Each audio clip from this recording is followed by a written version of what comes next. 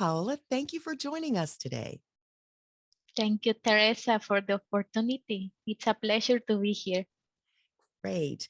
I really enjoyed the book. It really describes through 11 pillars how we can take back the leadership of our minds. And I appreciated that you included the little reflection questions at the end of each of those pillars and encourage readers to really take the time to reflect on those questions so that, it anchors the lesson. So I think that's so important. So thank you for including that. I want to start with why you think we need to hit reset on how we view success.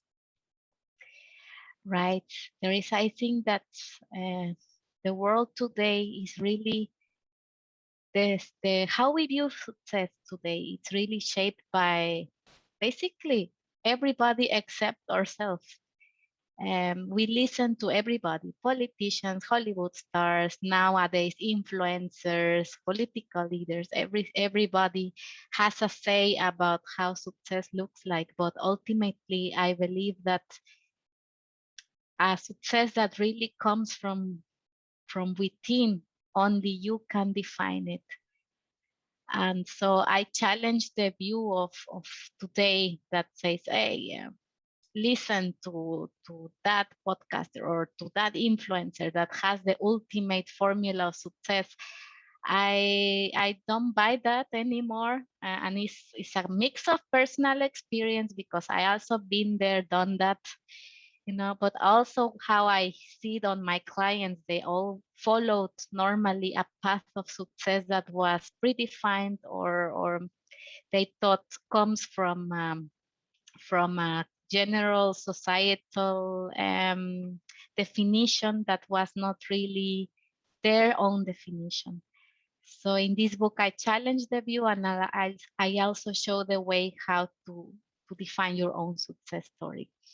Absolutely. And I agree with you. And of course, that fits into mindfulness because everything starts from within, not externally. So I definitely Right. agree. Well, you talk about the importance of creating an action plan. And my question, however, is what do you think holds us back from taking action?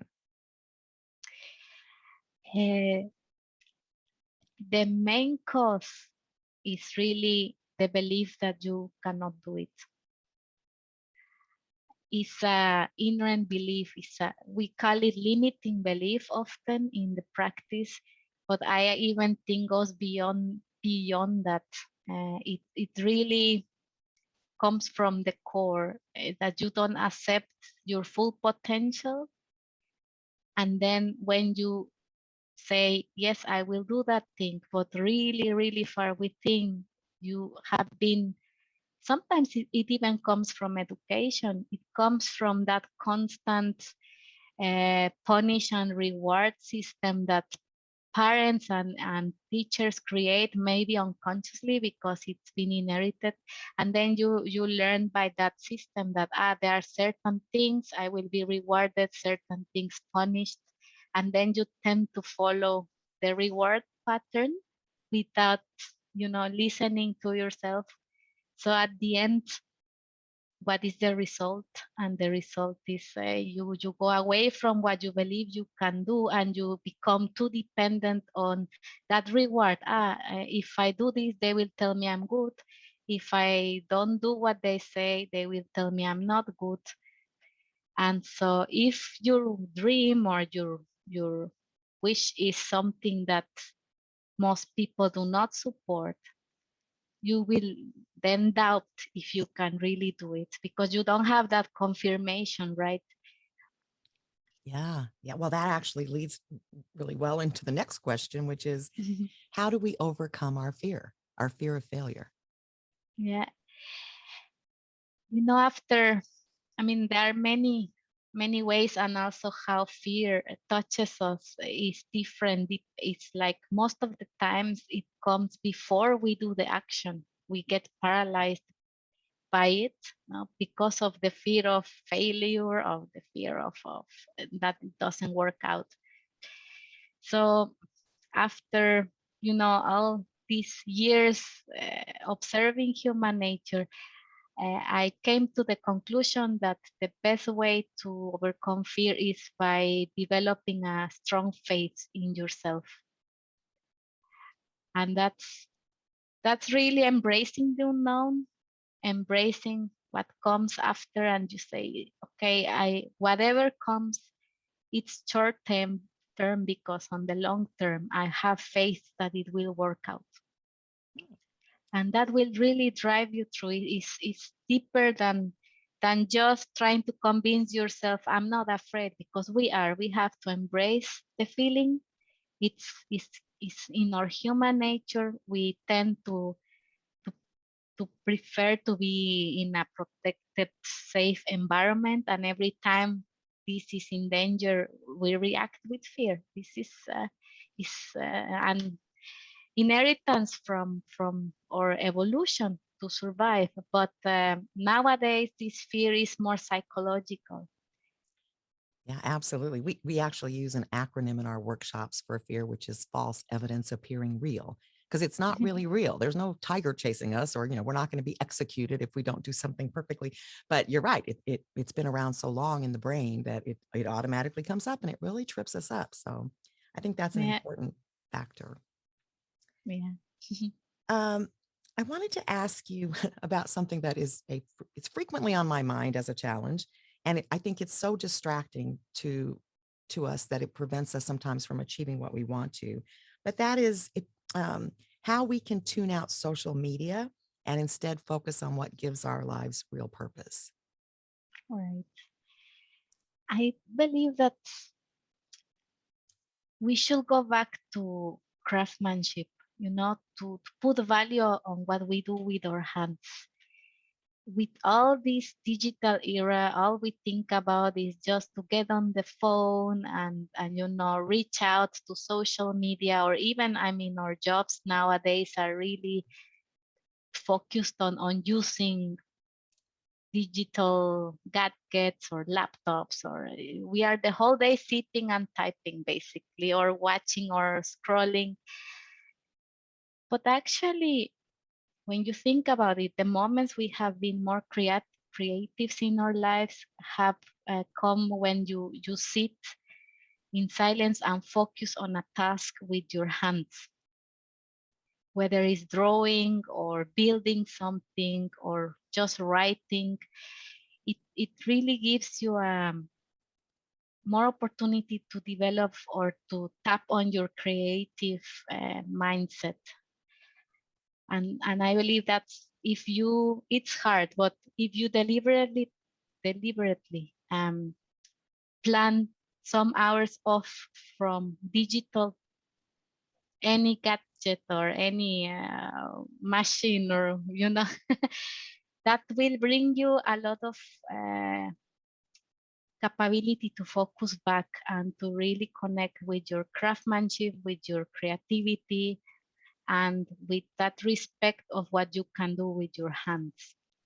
Oh, interesting. Yeah, that's really interesting because there are a lot of studies, like for instance, about the power of handwriting instead of typing, because Yeah. of the effect it has on the brain. And you're tapping into both hemispheres, and you're sending the message to the brain that this is important. And so that's really true. That ties in with what you're saying when you're doing anything. I do that when I need to kind of, I don't know, reset, like I'm having trouble coming Yeah. up with a topic or something. I will do something. I didn't think about that, but it is with my hands. So it's either a craft, Yeah. or sometimes it's something like doing dishes, but where Yeah. I do it very mindfully and it lets my mind relax. And then I realize, oh, I have a great idea. So wonderful. Um, I like this, of course, that you mentioned, because it ties directly into mindfulness. But could you share with our listeners why it's important, even though you're working toward a goal, it's important to stay focused on the present instead of the future? Yes, this is, I believe, is the key that opens so many wonderful things. It's like the opening the Pandora box, because I come from the perspective that to really be creative is being spontaneous, and that spontaneity only can come on the present moment, because when we think too much on the past or in the future, we are using our intellect, past is gone, does not exist. So you just analyze over and over what happened and why it did not happen, and you don't leave mind to your mind space to really untap into your creative area or your creative capabilities. And the future is the same. Both are human constructions of the time space reality. So when you focus too much your time in that area, you are not untapping any creativity. You are analyzing, reanalyzing things that are not happening or do not exist yet, or that happened. But the only way to be creative and to be spontaneous is to be in the present. Absolutely. Mhm. Um, I'm wondering because you talk a lot in the book, or not a lot, but you talk in sections of the book about the importance of creating habits. And Mhm. I'm wondering if you can share some tips or some ideas with our listeners about how we can create powerful habits that align with our goals. Right. So the very first step is to have in mind and to discover your vision. So when you are very sure where do you want to go, it that makes the whole journey easier because you have a place to go. You cannot build powerful habits if you don't know what do you want to do or what do you want to achieve in your life or even in a year of time. You need some guidance. Otherwise, what you do in the day, it it might be difficult to give a meaning, right? So if you start with having a vision about your life, or if you don't want to be that ambitious to have a life vision, at least to set goals in the long term. For example, I want to lose weight, I want to, I don't know, earn the double income, or be more mindful, or spend more time with my family. It can be anything. The powerful thing here is once you know what it is, then it's easier to plan in smaller steps towards that goal. So once you have that vision, then it's easier to think, okay, how can I reach it in midterm, like let's say 5 months from now, or even 1 month from now, and that drills you down to the today. What can I do today? And habits is nothing more than a deliberate, or it should be, because we have unconscious habits as well. But if you want to direct them, then you just have to really consciously define them, and they have to be small habits, because that's manageable. You can say, okay, I want to run a marathon, then I start 30 minutes jogging plan. And then when I reach it, then I jump into the next. I try to do 1 hour. And so you increase slowly but surely. And then once it's settled, then this becomes an habit. Then you will start to do it unconsciously. Yeah, I think any kind of change, if we start small, we're sort of better ensuring that we're going to reach the goal.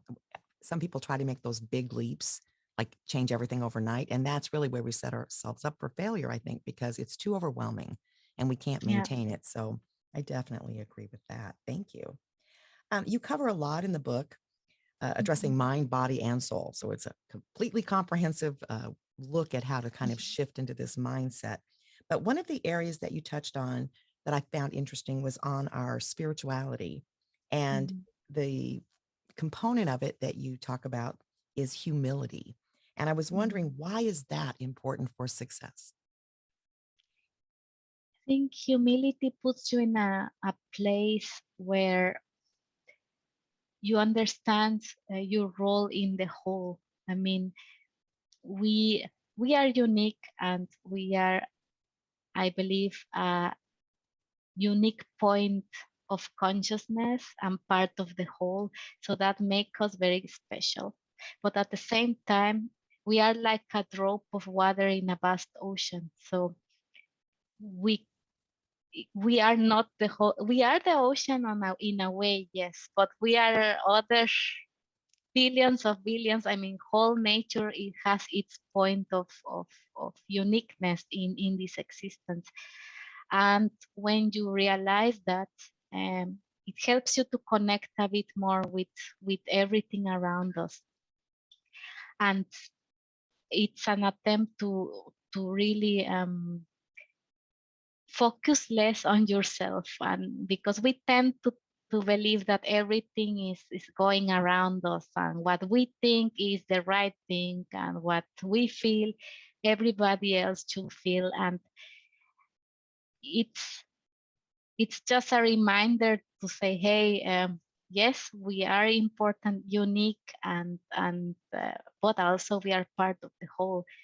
And humility also puts you in a position to learn from others and to remain curious about nature, about others, about what you can learn. And I really believe that curiosity is really the seed of genius. Beautiful. Well, it's an excellent sort of just play by play workbook kind of to get through step by step how you come up with what success means to you and then the steps to take to reach your new goals. So, thank you very much for joining us today. Thank you, Teresa. Was a wonderful conversation. Thank you.